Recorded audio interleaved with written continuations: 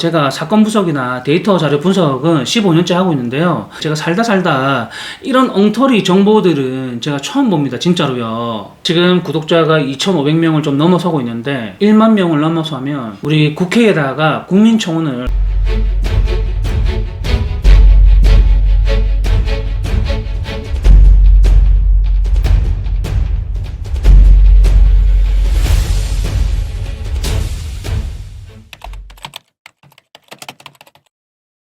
안녕하십니까, 강정입니다. 오늘은 고대의 삼국 고구려 백제 신라에 대해서 그 나라의 언어와 관습 그리고 문화에 대해서 전쟁 역사에 대해서 그 부분을 토대로 해가지고 여러분들께 설명을 드려볼까 합니다. 우선 역사를 해석함에 있어가지고 가장 먼저 해야 될 게 무엇이냐면 우리가 살고 있는 이 영토를 기준으로 역사를 해석할 것인가, 그게 아니라면 우리 민족 즉 사람을 기준으로 역사를 해석할 것인가, 그 부분을 먼저 정해야 됩니다.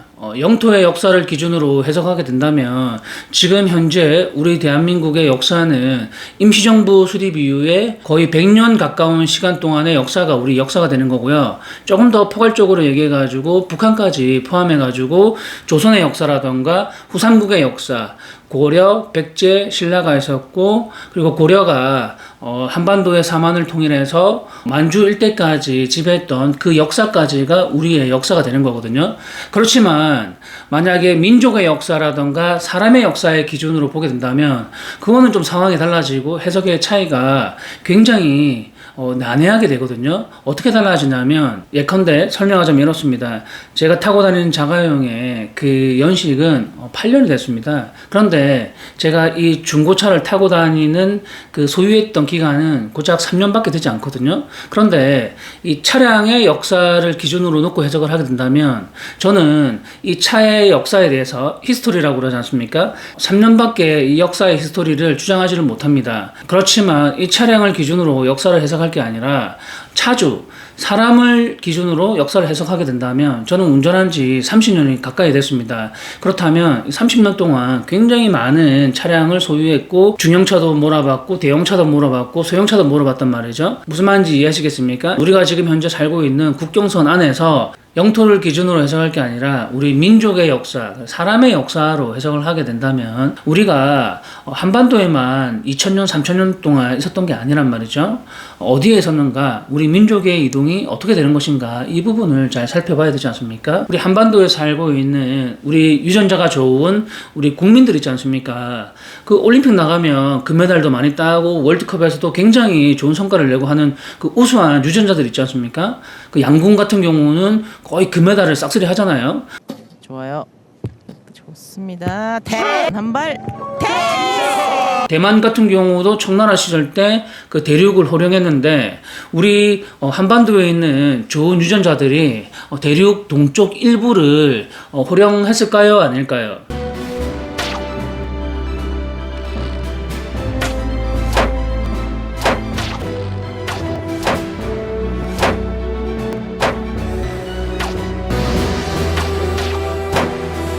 영토 같은 경우는 한 곳에 고정되어 있지만 사람 같은 경우, 민족 같은 경우는 그 시대에 따라서 전쟁에 따라서 그 이동을 할 수가 있고요. 그리고 자연재해에 따라서 이주를 할 수가 있는 겁니다. 많은 이유가 있을 수가 있습니다. 먹거리를 찾아가지고 동쪽으로 이주를 했을 수도 있는 거고요. 그렇다면 지금 현재 여기 살고 있다고 해가지고 과거의 역사까지 우리가 한반도에 가둬놓을 필요가 없는 거거든요. 예컨대 또 설명을 하자면 저는 프로파일러다 보니까 사건 사고를 놓고 얘기를 할게요. 서울시 강남구 대치동에서 사건 사고가 일어났습니다. 뭐 살인 사건이든 뭐 경제 사범이든 그런 사건 사고가 일어났는데 이 지역을 땅값 떨어진다고 서울시장과 경찰청이 합작 모의를 해가지고 저기 강원도 속초에다가 사건 사고가 일어난 것처럼 그렇게 짠맞추기를 하게 된다면 우리는 이 실체적인 사실을 발견하지도 못하고 거기에서 연쇄살인이 일어난 것처럼 그렇게 우리가 해석을 하고 그렇게 배우게 된다면 이게 올바른 역사관이라고 할 수 있겠습니까? 가장 먼저 이 사건 사고에 대해서 알려면 그 지역의 그 현장 검증부터 먼저 해야 되고요. 그리고 어떻게 해서 이 사건 사고가 일어났는지, 언제 어떻게 어떤 내용으로 있었는지 그런 부분들부터 먼저 검토를 해야 되는 겁니다. 자료를 통해 가지고 제가 이 얘기를 왜 먼저 하게 되냐면 고구려의 영토가 그리고 우리 민족의 활동했던 그 강역이 예컨대 하북성이라고 설명을 하게 된다면 제 영상을 시청하는 사람들이 고구려가 만약에 하북성에 있었다면 그럼 고구려의 역사는 중국의 역사가 되는 게 아닐까라고 댓글을 많이 다는 분들도 있습니다. 그거는 아까 얘기했겠지만 영토의 역사를 기준으로 해가지고 역사를 해석을 하는 거거든요. 그리고 또 신라의 역사가 대륙 동쪽에 있었다면 우리의 역사가 아니라 중국의 역사가 아닌가라고 또 겁을 먹는 사람들이 있습니다. 그런 경우는 지금 현재 우리가 살고 있는 국경선 안에서 영토의 기준으로 역사를 해석했기 때문에 그런 생각을 하게 되는 건데요. 이런 역사 해석은 굉장히 위험한 발상이고요. 예컨대 이런 거예요. 북한 그 위쪽에서 일어났던 역사는 모두 중국의 역사라고 해석을 하는 게, 그리고 역사 공정을 하는 게 바로 동북 공정이란 말이에요.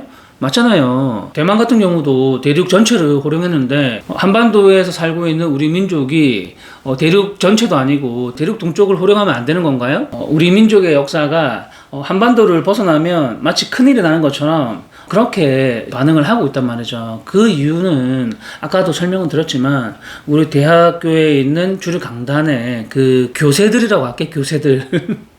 그 교세들이 자신들의 논문에 오점이 생길까봐 그런 이유이고요. 방금 전에도 얘기했지만 겁이 나서 그 영토 역사로 해석을 하다 보니까 그 중국에게 빼앗길까봐 이런 무능한 생각 때문에 그렇게 주장을 하지 못하는 겁니다. 지금 제가 진행하고 있는 이 영상의 그 주제가 무엇이냐면 조선과 고려와 고구려를 이제 역추적하는 그런 영상이지 않습니까? 가장 최근에 일어났던 전쟁이 북한과 남한의 6.25 전쟁이지 않습니까? 북한에서 치고 내려오니까 우리 정권이 당황해가지고 어떻게 합니까? 도망간단 말이에요. 3천만 우리 국민 여러분, 지금 전쟁이 나지 않았다라고 국민들을 안심시켜 놓고서 자신들은 이제 도망을 간단 말이에요. 이주를 한단 말이에요. 이게 가장 최근에 있었던 전쟁의 역사고요. 그리고 지금으로부터 500년 전에 임진년에 왜구들이 남쪽에서 쳐들어오니까 어디로 도망을 가게 되죠? 이제 북쪽으로 도망가게 되잖아요. 무슨 짓들이냐! 우열 빨아먹을 땐 언제고 이 먼저 출행랑이오! 제자 있으려고 아껴준 생선까지 뺏어가! 죽고 싶으냐? 이순신 장군이나 의병들이 없었으면 어떻게 될 뻔했어요. 그리고 그 이전에 위나라 장수 광구검한테 두들겨 맞다 보니까 고구려가 동쪽으로 이주를 하게 되는 거잖아요. 그리고 광구검뿐만이 아니고 고구려의 서쪽에 그 대륙을 통일했던 많은 강력했던 국가들도 있을 겁니다.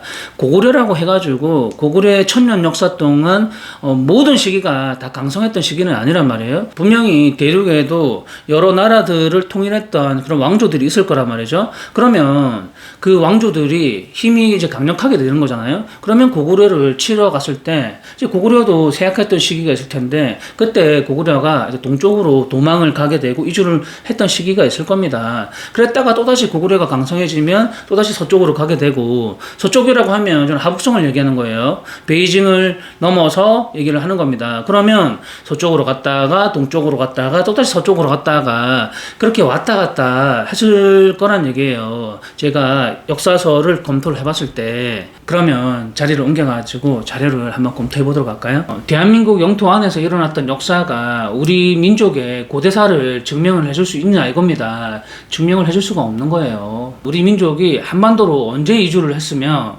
그리고 한반도에서 활동했던 그 시기는 언제부터였는가, 그런 부분들에 대해서 정확히 확인을 해야 되지 않습니까? 수서 동의열전의 신라편을 한번 살펴보도록 하겠습니다. 여기에 굉장히 중요한 단서가 있는데요. 신라국은 고구려의 동남쪽에 있는데 한나라 때 낙랑 땅으로 사로라고도 한다. 제가 저번 시간에 설명을 했던 게 한사군은 요동과 고구려의 국경지역 그 사이에 천리 정도 되는 그 지역이라고 얘기를 했는데 그 지역 안에는 낙랑군이 있다고 얘기했지 않습니까? 낙랑 지역이 있는 거예요. 그 낙랑 지역에서 위나라 장수 강구검이 고구려를 치니까 고구려는 이제 동쪽으로 이주를 할 때 같은 지역에 있다 보니까 신라도 함께 이주를 한 것 같습니다. 이 내용을 보면 고구려와 함께 동쪽으로 이주를 했다라고 그런 내용인 것 같아요. 그들은 그 뒤 다시 고구려 돌아가는데 여기서 말하는 그들은 누구일까요? 고구려겠죠, 당연히. 하북성에서 이제 동쪽으로 피신을 했다가 다시 고구려가 힘을 키워가지고 원래 있던 자리로 다시 돌아갔는데 이때 따라가지 않고 그 자리에 남아가지고 신라라는 나라를 세웠다. 그 얘기 아닌가요? 맞죠? 그러면 원래 신라는 어디에 있었다는 겁니까? 낙랑 지역에 있었다는 거잖아요, 신라가. 그런데 위나라 장수 강국검을 피해가지고 동쪽으로 같이 이동했다가 그때 고구려와 함께 돌아가지 않고 그 자리에 남았다라고 하지 않습니까? 그게 지금 한반도 신라라는 거거든요. 그러면 대륙 신라와 한반도 신라가 두 개의 신라가 있다라는 부분을 이 자료가 증명을 해주고 있는 거거든요. 원래 신라가 있고 그 뒤에 건국한 신라가 있는 거잖아요. 그렇지 않나요? 신라는 원래 낙랑에 있었기 때문에.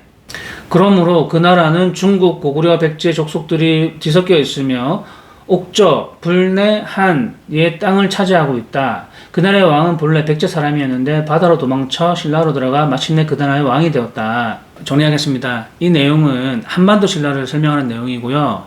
한반도 신라 같은 경우 원래 대륙 동쪽의 하북성 지역의 그 낙랑 지역에 있었는데 위나라 장수 광구검을 피해가지고 고구려와 함께 동쪽으로 피신을 했다가 고구려가 돌아갈 때 돌아가지 않고 한반도에 신라를 세웠다. 그런 내용이에요. 그렇다면 한반도 신라 같은 경우는 몇 년도에 건국한 게 되는 거죠? 당연히 위나라 장수 광구검을 피해서 왔다가 신라를 건국한 거기 때문에 위나라 그 이후가 되는 거지 않습니까? 그게 한반도 신라의 역사의 그 건국 과정인 거잖아요. 여기 그렇게 밝히고 있는 거지 않습니까? 그쵸? 그렇다면 이제 한반도 신라가 아닌 대륙 신라에 대해서 제가 한번 읽어봐도록 하겠습니다. 신라는 그 선조가 본래 진안의 종족이었다. 그 땅은 고구려의 동쪽에 있는데 진나라 때 낙랑 지역이다. 진안을 진안이라고도 한다. 진안이 두 개의 진안이 있는데요. 서로 다른 진안인 것 같습니다. 그거는 뭐냐면 우리 민족의 사만 중에 하나인 그 진안을 얘기하는 거고 또 하나의 진안은 무엇이냐면 진나라의 노역을 피해가지고 온 사람들이 원래 사만 중에 하나인 그 진안인데 그래서 그냥 진안이라고 부르기도 했다고 얘기를 하고 있는 거예요. 뭐 어찌되었든 대륙 동쪽에 있었던 그 대륙 신라 같은 경우는 우리 사만 중에 하나인 그 진안이라고 여기서 밝히고 있는 겁니다. 우리 민족이라는 얘기입니다. 대륙 신라도 마찬가지로 사만 중에 하나. 마한에서는 그 동쪽 지경을 이제 분할하여 그들을 살게 하고 그들이 진나라 사람인 까닭에 그 나라 이름을 진한이라고도 하였다. 그들의 언어와 물건, 이름은 중국 사람이 쓰는 것과 비슷하니 제가 볼 때는 지금의 조선족이라고 보면 될 것 같아요. 조선족 같은 경우도 중국에 오래 있다 보니까 중국의 말을 쓰고 이제 중국의 문화에 흡수되고 있지 않습니까? 그러다가 나중에 중국이 이제 전쟁으로 분열이 일어날 때 조선족이 이제 우리나라로 오면 중국말과 한국말과 이제 뒤섞여 있지 않습니까? 그러면 이런 얘기가 나올 수가 있는 거거든요. 또 진안의 왕은 항상 마한의 사람을 세워 대대로 이어가고 진안 스스로 왕을 세울 수 없었으니 그들이 분명 흘러들어와 산 사람이기 때문에 따라서 진안은 항상 마한의 지배를 받았다. 진안은 처음 6국이었다가 차츰 나뉘어져 12국이 되었는데 신라는 그 중에 한 나라이다. 마한이라는 민족이 있고 진안이라는 민족이 있는데 마한이 가장 컸고 진안은 가장 힘이 약하고 약소했던 것 같습니다. 그러다 보니까 진안 같은 경우는 이제 마한의 그 지역으로 와가지고 땅을 이제 할양받은 거잖아요. 그러다 보니까 마한에서 그 왕을 보낸 것 같아요. 니네들이 영토를 이제 장악하면서 살게 해주되 그 정치와 왕은 마한 사람으로 하겠다. 그런 내용 같거든요. 지금 우리가 알고 있는 신라 같은 경우는 진안의 12국중에 그 하나에 불과하다는 겁니다. 대륙 동쪽에 신라의 그 국가는 굉장히 소수 국가들이 굉장히 많았다라고 봐야 되지 않을까요? 당나라 때 신라인 마을이 있었던 지역 중에서 많은 지역이 이정기 영토 안에 속한다. 그래서 대륙 동쪽에 신라 마을이 굉장히 많이 존재하는 겁니다. 우리가 국사 시간에 배웠던 신라에 대한 그 스토리는 대륙 동쪽에 있었던 그 대륙 신라, 진안의 그 스토리를 얘기한 거고 그 한반도에 있는 신라 같은 경우는 광구검을 피해가지고 서기 3세기 뭐 이후에 건국했던 그 신라를 생각하면 좋을 것 같습니다. 그게 이 수서의 동일전 신라편에 보면 나와 있는 이 내용이에요. 제 설명이 어렵습니까? 처음부터 다시 설명해 드릴까요? 우리 사만의 역사에 대해서 우리 주류 강단이 주장하고 있는 그 지도를 한번 살펴볼 건데요. 나무위키나 위키백과라던가 그 국사책에서 나오는 그 지도를 한번 살펴보도록 하겠습니다. 위나라 장수 강국왕의 군대를 피해서 신라가 낭랑에 있었고, 국사책에도 낭랑은 북한 평양인데 신라가 동남쪽으로 이주를 해서 신라를 세웠다고 아까 설명을 했잖아요. 그러면 위나라 장수 강국은 몇 년도 사람입니까? 3세기 사람 아니에요? 그런데 경상도 신라의 그 건국 시기가 기원전 57년이라는 겁니다. 얘네들은. 주류 강단은요. 제가 사건 분석이나 데이터 자료 분석은 15년째 하고 있는데요. 그리고 뭐 지금 학회 KCI 뭐 거기에도 개인정보법이나 신용정보법이나 정보통신망법이나 제 논문이 학회에 많이 이제 제출되고 했단 말이에요. 검증을 받고 국내에 정보 데이터에 관련된 그 학자 중에 몇 안 되는 전문가란 말이에요. 그런데 제가 살다 이런 엉터리 정보들은 제가 처음 봅니다. 진짜로요. 우리 역사의 실체적인 사실을 밝혀내고 정립하는 것보다 우리 주류 강단 사학에서 이렇게 엉터리로 공정해 놓은 이 역사 스토리를 새롭게 다시 바로잡는 게 더 힘든 것 같습니다. 지금 솔직하게 말하면요. 우리 학생들은 무슨 죄인 겁니까? 그리고 이미 학창시절 때 그 엉터리 역사를 배워왔던 우리 국민들은 무슨 죄가 있는 겁니까? 대통령을 비판하든 현 정권을 비판하든 제가 총대를 메고서 비판을 할 건 비판을 하고요. 시사평론가로서 당연히, 그리고 우리 역사에 대해서 우리 주류 강단사학이나 국사편찬위원회나 동북아 역사재단이나 뭐 한국 역사연구원이나 뭐 이런 거를 제가 비판을 하던가 할 거는 제가 총대를 메고서 비판을 합니다. 근데 여러분들이 할 일은 구독과 좋아요, 알림 설정을 해주시면 되고, 여러분들의 의견을 댓글로 밝혀주시면 됩니다. 서로 간에 할 일만 잘 하면 되는 거예요. 그러면 우리 역사를 바꿀 수 있습니다. 이 카르텔을 무너뜨릴 수가 있다는 얘기입니다. 서로 할 것만 잘 하면요. 이해하시겠습니까? 그리고 만약에 지금 구독자가 2,500명을 좀 넘어서고 있는데 1만 명을 넘어서면 제가 이러한 허무맹랑한 이런 엉터리 역사에 대해서 이 문제점을 정확하게 이제 분석하고 되짚어가지고 우리 국회에다가 국민청원을 넣도록 하겠습니다. 2만 명으로 1만 명 약속드리겠습니다. 국민청원 꼭 넣겠습니다.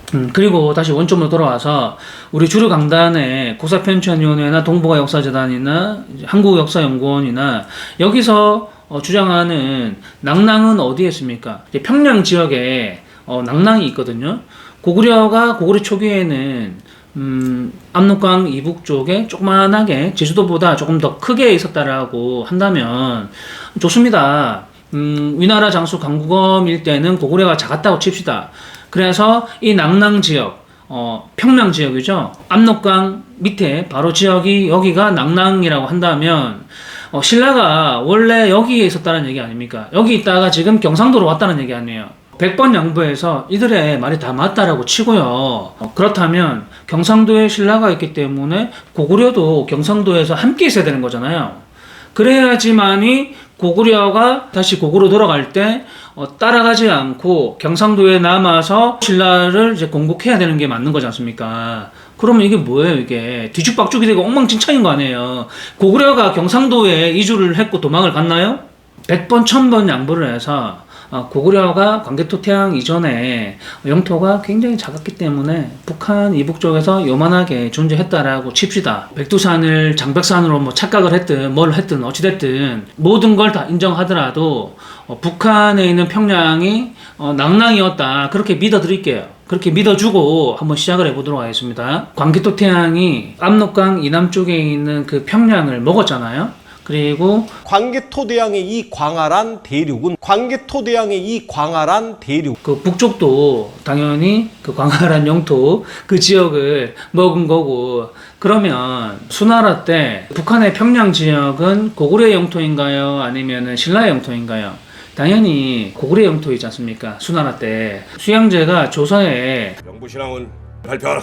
예, 폐하. 대장들은 삼가 지임의 영을 받을 것이다. 낭랑을 둘러보니 이미 고구려 영토가 되었다라고 얘기를 하잖아요. 조서에 밝히고 있잖아요. 그렇다면 그 압록강 이남 쪽은 고구려의 수도가 되는 겁니다. 평양 지역은요. 이 낙랑이 여기라고 하니까 그렇다면 수영제가 낙랑을 둘러보니 고구려의 영토가 되었다라고 하는데 고구려의 수도를 수영제가 어떻게 해서 둘러보게 되는 거죠? 수나라의 황제가 고구려의 수도를 전쟁 전에 들어가가지고 염탐하듯이 볼 수가 있는 겁니까? 없잖아요. 그러면 압록강 이남에 낙랑이 있으면 안 되는 거 아닙니까? 그리고 당나라 때 당태종 이세민이 626년에 황제가 되고 635년에 그 신라의 왕에게 낙랑 군왕으로 책봉을 한단 말이에요. 낙랑은 평양이고 얘네들의 말대로라면 그 평양 같은 경우는 고구려의 수도인데 신라의 왕에게 낙랑 군왕의 자리를 책봉을 하면 되는 거예요. 이거는 외교적으로도 굉장히 결례인 거고 정치적으로도 굉장히 문제가 있는 거잖아요. 남의 땅 수도에다가 거기다가 낙랑 군왕의 그 직책을 책봉을 하는 그런 말도 안 되는 일이 어딨어요. 이게 지금 뭐가 문제인 겁니까? 이세민이 문제가 있는 겁니까? 아니면은 이런 역사 공정을 한 우리나라 역사학자들이 문제가 있는 겁니까? 고구려 수도에 그 낙랑이 있으면 안 되는 거고요.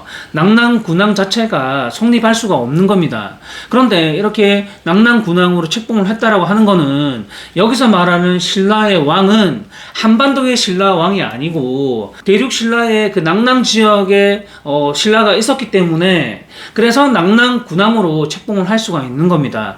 우리가 알고 있는 그 신라, 당나라 때 신라, 수나라 때 신라는 한반도 신라의 스토리가 아니라 대륙 동쪽에 있었던 대륙 신라의 스토리를 얘기하는 거예요. 그렇기 때문에 낙랑 군왕으로 책봉을 할 수가 있는 겁니다. 한반도 신라라고 한다면 낙랑 군왕으로 책봉을 할 수가 없어요. 성립 자체가 안 되는 겁니다.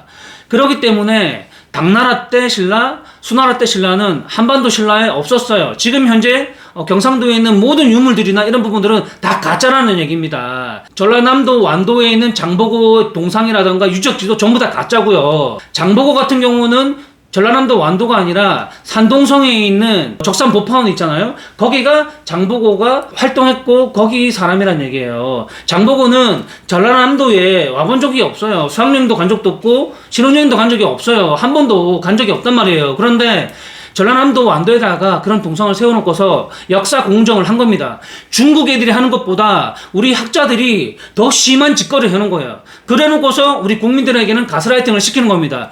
중국 학자들은 뻥쟁이에다가 가짜들이고 일본 오랑캐의 그 역사학자들은 전부 다 얍삽하다. 이렇게 우리 국민들을 세뇌시키는 겁니다. 지네들은 더 하면서 이런 부분들을 정확하게 파악해가지고 이 부분을 바로잡지 못한다면 우리 민족의 역사는 100년이 지나고 200년이 지나더라도 이렇게 계속 세뇌되어진 채로 굳어진 역사관념을 가지고서 계속 가는 거예요. 가짜만 알고서 그냥 가는 겁니다. 정치 승리하고 국뽕에 사로잡혀가지고 그렇게 가는 거예요. 주류 강단사학의 똘마니들이 우리 대한민국에 꽉 잡고 있지 않습니까? 그런데도 이런 부분들을 정확하게 짚고 넘어가야지 얘네들의 논리를 깰 수가 있는 겁니다. 논증 법칙에 의해 가지고 논리적으로. 그런데 계속해서 국뽕이라던가 사이비에 거기에 빠져가지고 말도 안 되는 이런 근거들을 제시를 하게 된다면 웃음거리밖에 되지 않는 거예요. 실제로 바꿀 수가 없습니다.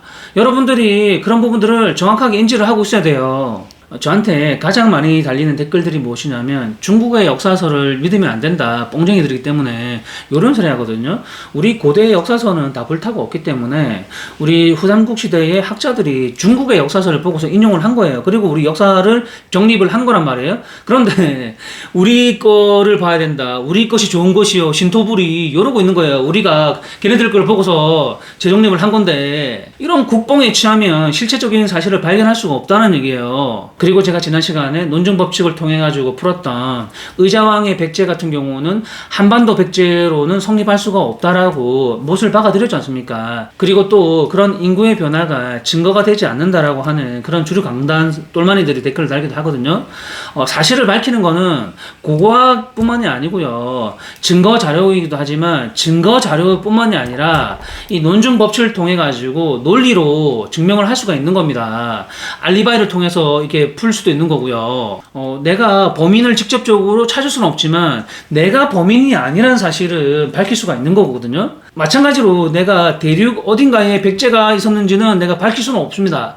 그렇지만 한반도에 의자왕의 백제가 없었다는 사실은 밝힐 수가 있다는 거예요. 이 인구 변화에 따라서. 백제의 인구는 76만호라고 하고 있지 않습니까? 한 가구당 한 명만 살고 있다고 하더라도 76만 명입니다. 근데 한 가구당 한 명만 살 수가 있는 겁니까? 우리 지금 현대사회도 몇 명이 살고 있어요. 기본 4-5명이고 물론 뭐 원룸이나 오피스텔이 많아져가지고 혼자 사는 사람들이 많이 있을 수 있습니다. 그런데 옛날 같은 경우는 대가족이 함께 살았잖아요. 3대가 할아버지, 할머니, 엄마, 아빠, 그리고 나, 형, 그리고 동생 4명만 있어도 8명이란 말이에요. 안 그렇습니까? 농사를 지어야 되는데 할아버지 할머니 돌아가시더라도 6명, 7명이에요. 76만 원 곱하기 5명만 하더라도 몇 명이 돼요? 몇백만 명이 된다고요. 호남의 인구는 지금 현재만 하더라도 500만이에요. 그런데 그 당시에 대동강 이남의 인구가 몇 명입니까? 450만이에요. 450만.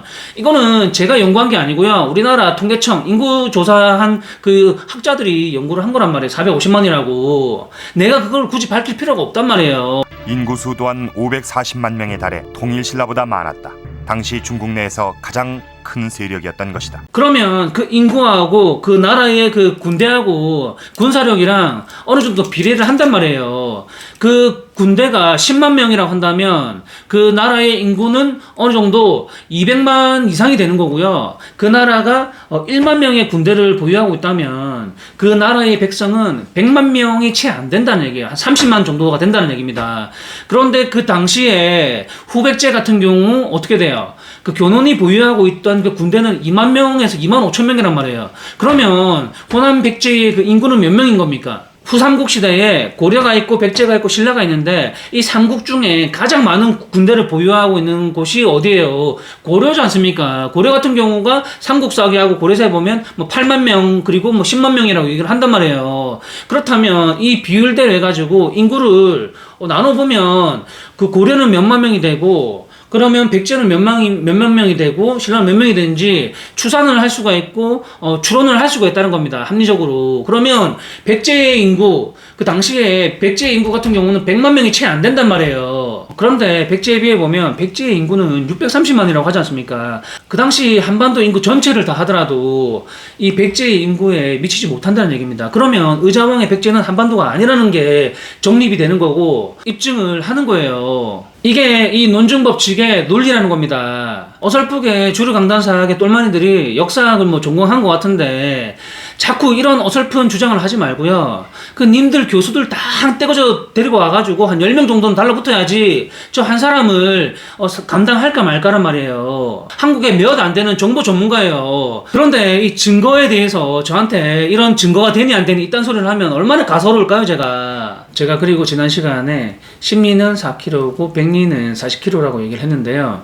그게 맞다라고 얘기를 하니까 사이비 역사학의 그 똘마니들이 저한테 어떻게든 그 기록에 있는 역사적인 그 영토를 늘려보려고 그리고 뭐 축소시켜 보려고 온갖 말을 다 하더라고요. 뭐 한 걸음당 보폭을 얘기하는 사람도 있고 뭐 수레 얘기를 하고 그런 얘기들을 하고 있는데 저는 이런 내용들을 참고 안 했을까요? 이런 주류 강단의 똘마니들이나 사이비 역사학의 똘마니들 신도들이 알고 있는 이런 데이터들에 대해서 제가 모를까요? 참고 안 했을까요?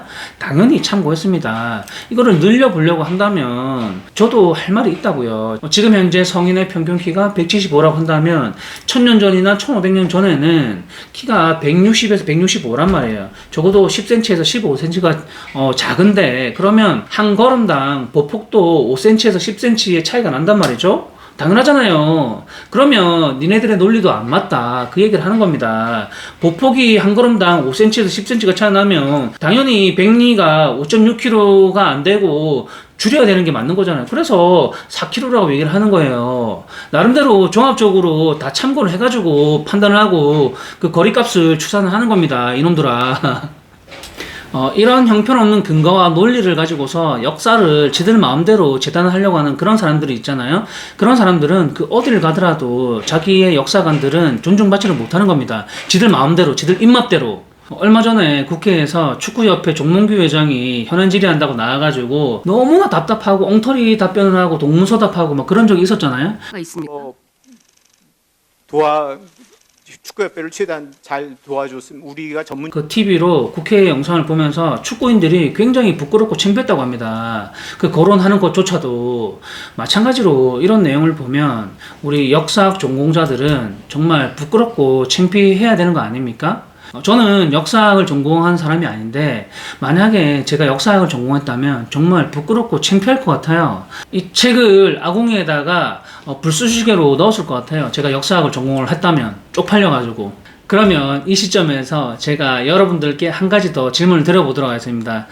위나라 장수 강국엄을 피해가지고 이제 동쪽으로 피신을 해가지고 신라를 만들었잖아요. 기원전 57년이 아니고 위나라 장수 강국엄 그 이후에 그게 지금 입증이 된 거잖아요. 그렇다면 지금 경주 경상도 신라 거기가 이제 수도라고 하는데 과연 거기가 수도가 맞는 걸까요?